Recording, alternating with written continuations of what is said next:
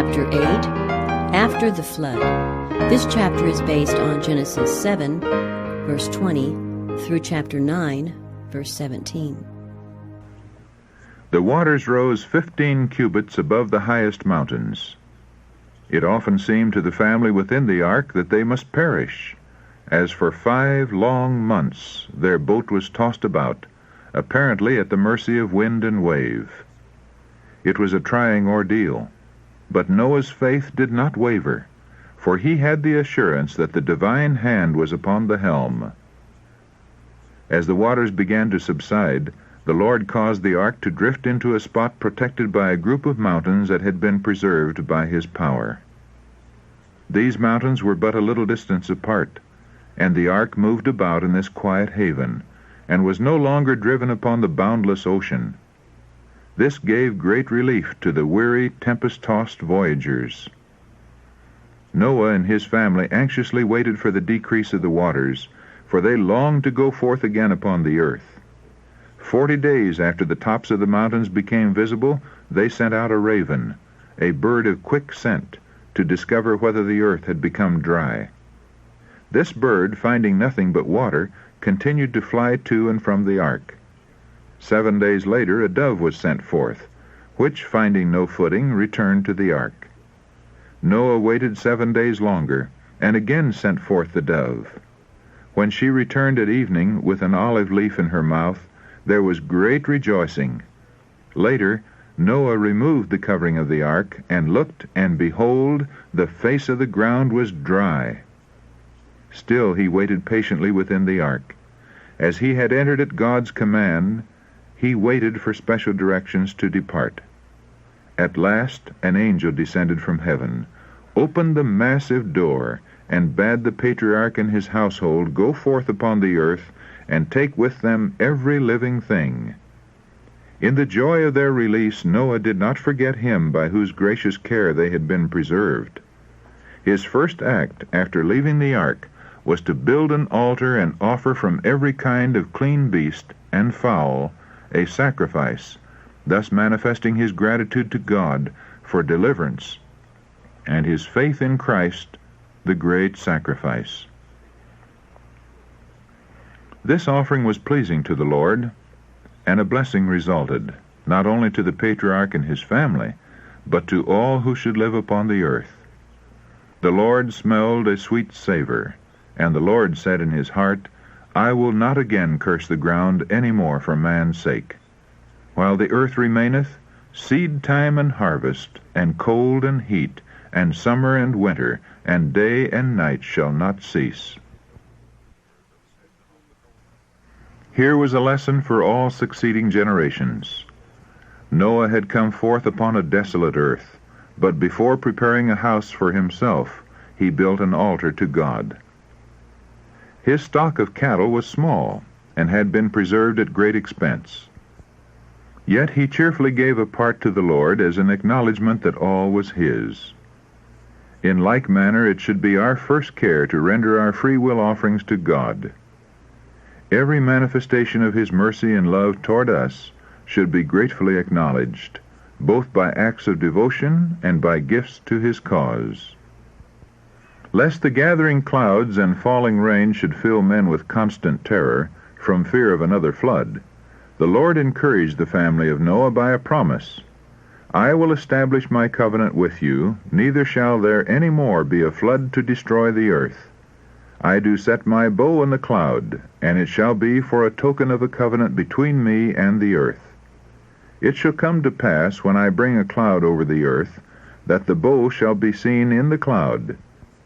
And I will look upon it, that I may remember the everlasting covenant between God and every living creature.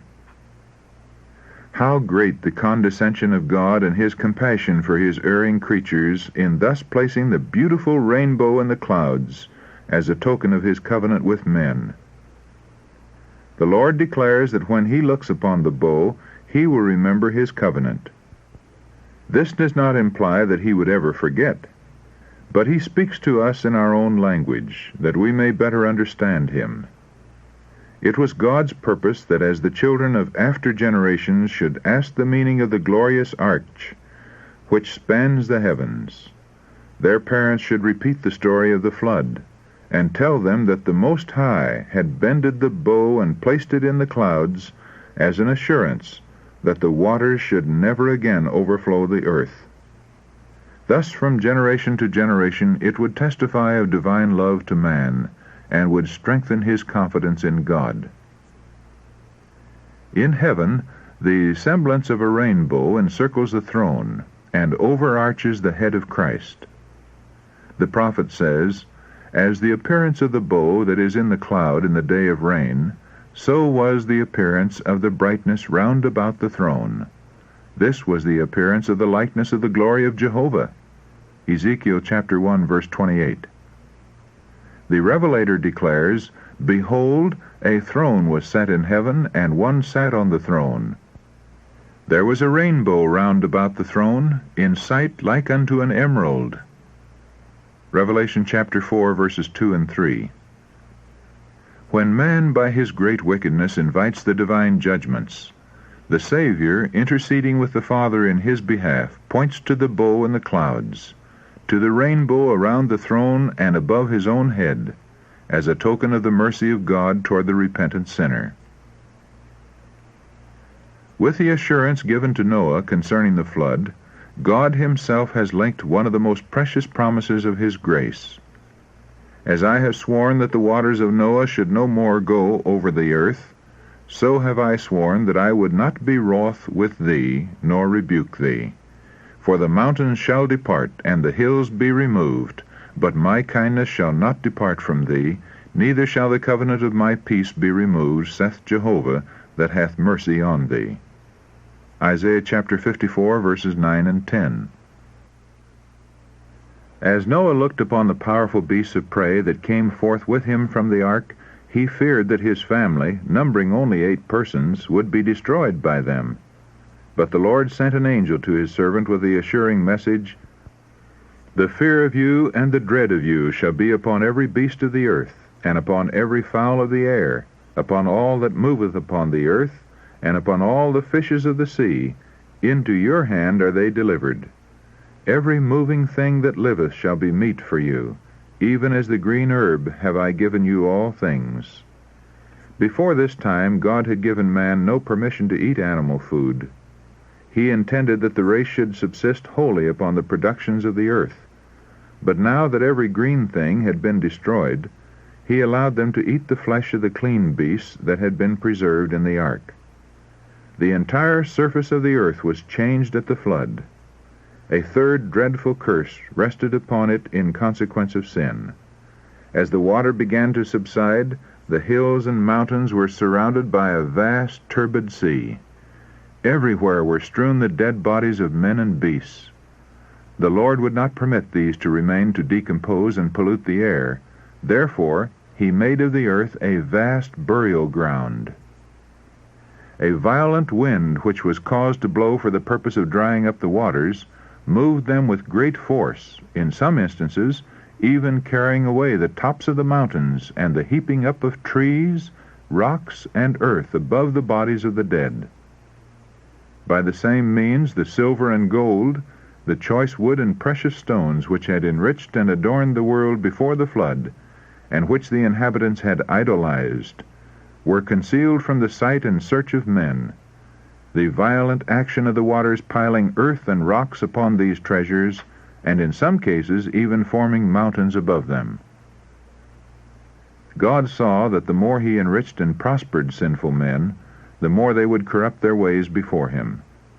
The treasures that should have led them to glorify the bountiful giver had been worshipped, while God had been dishonored and despised.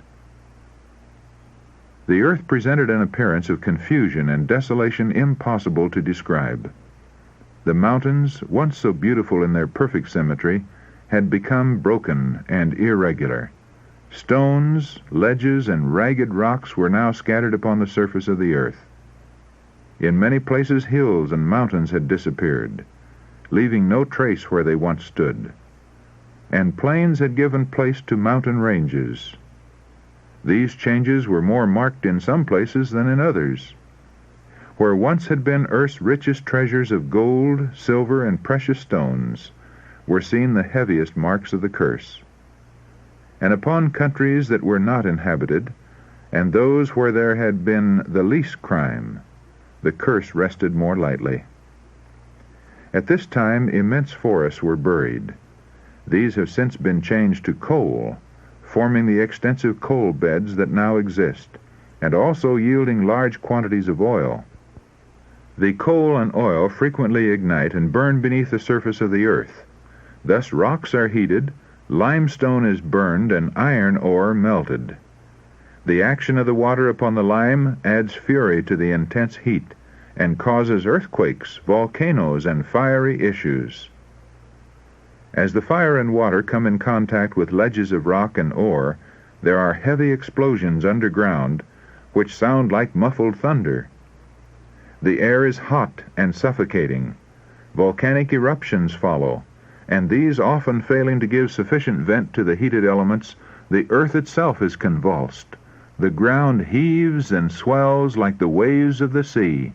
Great fissures appear, and sometimes cities, villages, and burning mountains are swallowed up. These wonderful manifestations will be more and more frequent and terrible just before the second coming of Christ and the end of the world, as signs of its speedy destruction. The depths of the earth are the Lord's arsenal, whence were drawn weapons to be employed in the destruction of the old world. Waters gushing from the earth united with the waters from heaven to accomplish the work of desolation. Since the flood, fire as well as water has been God's agent to destroy very wicked cities. These judgments are sent that those who lightly regard God's law and trample upon His authority may be led to tremble before His power and to confess His just sovereignty. As men have beheld burning mountains pouring forth fire and flames and torrents of melted ore, drying up rivers, overwhelming populous cities, and everywhere spreading ruin and desolation, the stoutest heart has been filled with terror, and infidels and blasphemers have been constrained to acknowledge the infinite power of God.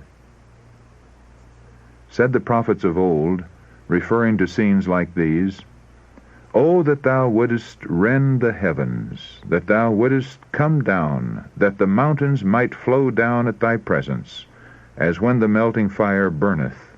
The fire causeth the waters to boil, to make thy name known to thine adversaries, that the nations may tremble at thy presence.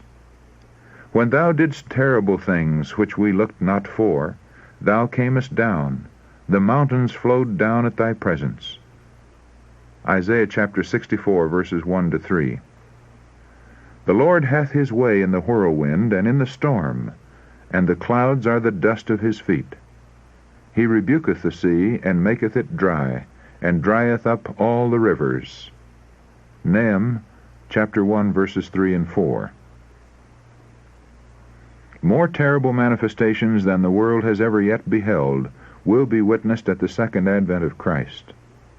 The mountains quake at him, and the hills melt, and the earth is burned at his presence, yea, the world and all that dwell therein. Who can stand before his indignation? And who can abide in the fierceness of his anger? Nahum chapter 1, verses 5 and 6. "Bow thy heavens, O Lord, and come down. Touch the mountains, and they shall smoke.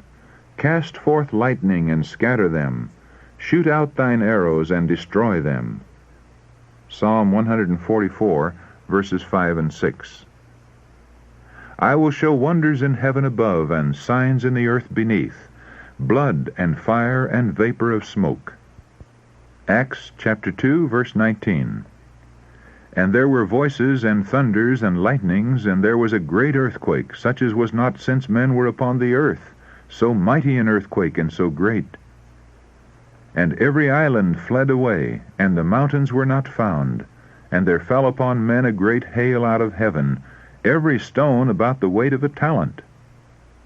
Revelation chapter 16, verses 18, 20, and 21.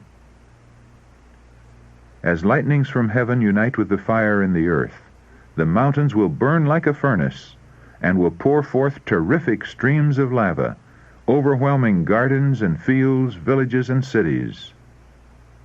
Seething molten masses thrown into the rivers will cause the waters to boil, sending forth massive rocks with indescribable violence and scattering their broken fragments upon the land. Rivers will be dried up. The earth will be convulsed. Everywhere there will be dreadful earthquakes and eruptions. Thus God will destroy the wicked from off the earth. But the righteous will be preserved in the midst of these commotions, as Noah was preserved in the ark. God will be their refuge, and under his wings shall they trust. Says the psalmist, "Because thou hast made the Lord, which is my refuge, even the Most High, thy habitation, there shall no evil befall thee." Psalm 91, verses 9 and 10. In the time of trouble he shall hide me in his pavilion. In the secret of his tabernacle shall he hide me. Psalm 27, verse 5. God's promise is, "Because he has set his love upon me, therefore will I deliver him. I will set him on high, because he hath known my name." Psalm 91, verse 14.